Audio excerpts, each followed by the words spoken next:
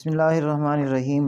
آج قرآن کریم کی ایک آیت ہے اور اہم موضوع ہے، اس کے صحیح مفہوم کی طرف ہم آپ کی رہنمائی کریں گے۔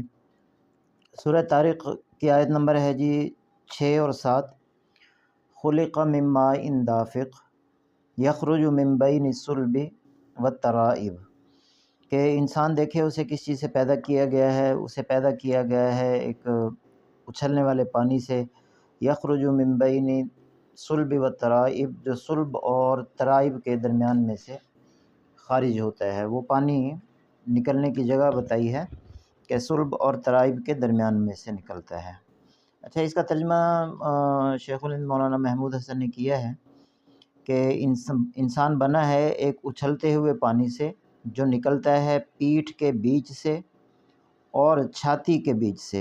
ترائب کا ترجمہ انہوں نے جو کیا ہے چھاتی کے بیچ سے، یہ لفظ ہمارا آج کا غور و فکر کا مقام ہے اصلاً، اور ساتھ ہی ہم صلب کو بھی وضاحت کریں گے۔ یعنی مولانا محمود حسن نے جو اس کا مفہوم سمجھا ہے وہ ہے جی پیٹھ کے بیچ سے اور چھاتی کے بیچ سے۔ اور اسی طریقے سے یہ ہمارے پاس جلالین ہے، جلالین میں بھی انہوں نے لکھا ہے جی یخرج من بین صلب، نیچے حاشیے میں بین السطور لکھا ہے وہو عظام الظہر، کہ جو پیٹھ کی جو ہڈیاں ہیں ان کو صلب کہا جاتا ہے للرجل، یعنی مرد کے جو صلب ہے اس میں سے، والترائب للمرأہ، عورت کی جو ہڈیاں ہیں، وہی عظام الصدر، اور وہ سینے کی ہڈیاں ہیں جو ہمارے سینے میں یہاں دونوں طرف ہیں، دائیں طرف اور بائیں طرف، اور خمدار ہیں، قوس کی طرح مڑی ہوئی ہیں وہ ہڈیاں، تو ان کو ترائب۔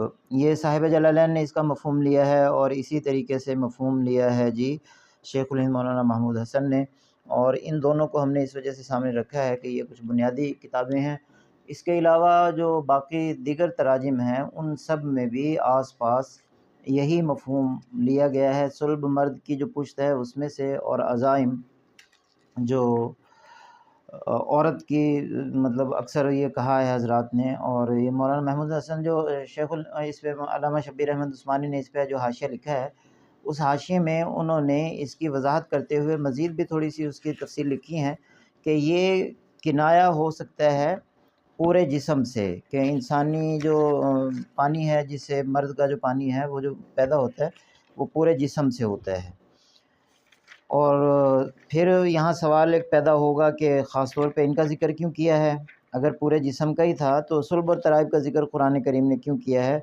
تو اس کا جواب لکھا ہے انہوں نے حضرت علامہ شبیر احمد عثمانی سے کہ مادہ منویہ میں اعضائے رئیسہ قلب، دماغ، کبد کو خاص دخل ہے، جن میں سے قلب و کبد کا تعلق و تلبس ترائب سے، اور دماغ کا تعلق بواسطہ نخاع حرام مغز وہ صلب سے ظاہر ہے۔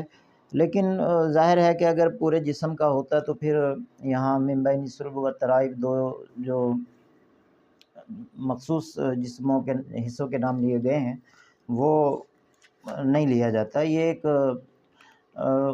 بعید از قیاس جسے ہم کہہ سکتے ہیں تشریح ہے، جس کو عمومی ذہن قبول نہیں کرتا۔ تو عام طور پہ اس کی جو تشریح لی جاتی ہے وہ یہی ہے جی مرد کا صلب ہے اور عورت کی ترائب ہیں۔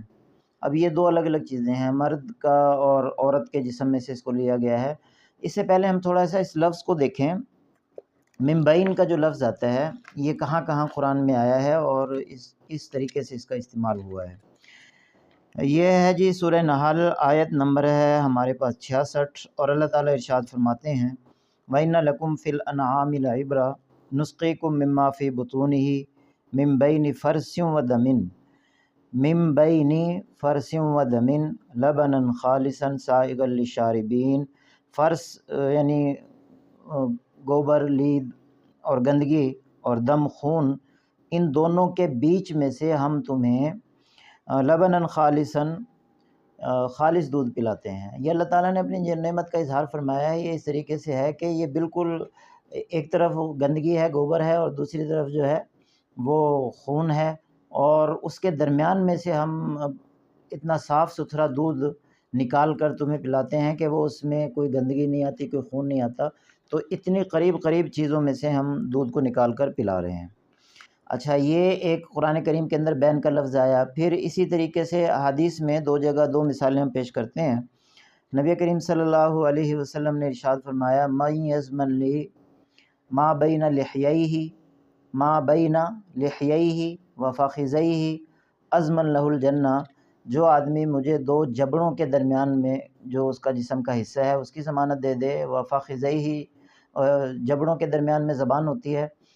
اس کے لیے ہم آپ کو ایک ویڈیو یہ ڈال رہے ہیں، اس کے اوپر یہ انگل سرگم جو ایک کٹ پتلی کے نام سے جو پروگرام ہوتا تھا فاروق کیسر بناتے تھے، یہ اس لیے ڈال رہے ہیں تاکہ دو جبڑوں کا تصور جو ہے بالکل واضح ہو جائے۔ انسانی چہرے پہ دیگر نقوش بھی ہوتے ہیں، اس وجہ سے دو جبڑے واضح اتنے نہیں ہو رہے تھے جتنے اس کٹ پتلی میں ہو رہے ہیں۔ یہ آپ دیکھیں گے دو جبڑے بالکل کس طریقے سے اس کے اندر واضح ہیں اس ویڈیو میں۔ اور دو جبڑوں کے درمیان میں یعنی زبان کی ضمانت دے دے، وفخذیہ، اور دو رانوں کے درمیان میں۔ اب رانوں میں کتنا فاصلہ ہوتا ہے، یعنی وہ ایک انسان کی ہیں اور قریب قریب ہیں۔ اضمن لہ الجنہ، میں اس کے لیے جنت کی ضمانت دے دوں گا۔ تو بین کا لفظ یہاں بھی جو استعمال ہو رہا ہے وہ بھی دو قریب کی چیزوں کے لیے استعمال ہو رہا ہے۔ اچھا، تیسری ایک حدیث ہے، پوچھا گیا کہ آپ صلی اللہ علیہ وسلم نے کوئی خاص دستاویز چھوڑی تھی، کوئی لکھی ہوئی چیز چھوڑی تھی جس میں کوئی خاص باتیں ہوں، جو احکام ہوں، وصیت ہو؟ تو اس کا جواب دیا جن سے سوال پوچھا گیا تھا، ما ترک الا ما بین الدفتین، آپ صلی اللہ علیہ وسلم نے کچھ نہیں چھوڑا اس طرح کا مگر صرف وہی جو دو گتوں کے درمیان میں ہیں۔ دو جلد کے جو دو گتے ہوتے ہیں، جیسے ہمارے پاس قرآن کریم ہے تو ابھی آپ یہ دیکھ رہے ہیں کہ یہ ایک گتا ہے اور یہ دوسرا گتا ہے، اس کو دونوں کو ملا کے جو ہے نا وہ کہا جاتا ہے دفتین۔ تو دونوں یہ ایک دوسرے کے ساتھ ملے ہوئے ہیں، تو اس کو دفتین کہا جاتا ہے۔ یہ بھی ان میں کتنا فاصلہ ہے اور بالکل ساتھ ہیں، یہ ایک ہی یونٹ سے، ایک اکائی سے یہ تعلق رکھتے ہیں۔ تو اس سے جو مفہوم سمجھ میں آتا ہے وہ یہ ہے کہ دونوں جو صلب ہے اور ترائب ہے یہ دونوں قریب قریب ہونے چاہیے، اور اس طرح نہیں ہے کہ مطلب مرد کی ایک صلب ہے، عورت کی پسلیاں ہیں، یا سارا جسم اس سے مراد لے لیا جائے، بلکہ قرآن کریم کی جو فصاحت اور بلاغت ہے اور جو اسلوب ہے ان لفظوں کے ذکر کرنے کا، وہ یہی ہے کہ یہ دونوں قریب ہونے چاہیے۔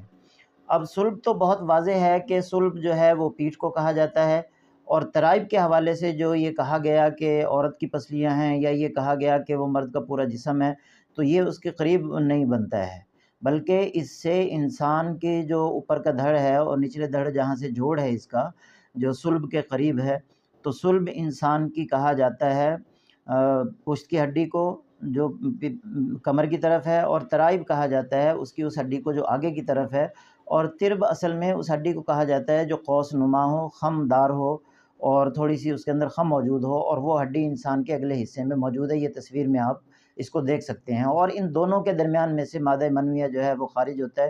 انسانی جسم کے جو اعضاء ہیں جن سے انسان کی جنسی مباشرت جن سے وہ کرتا ہے، وہ ان دونوں کے درمیان میں سے ہیں۔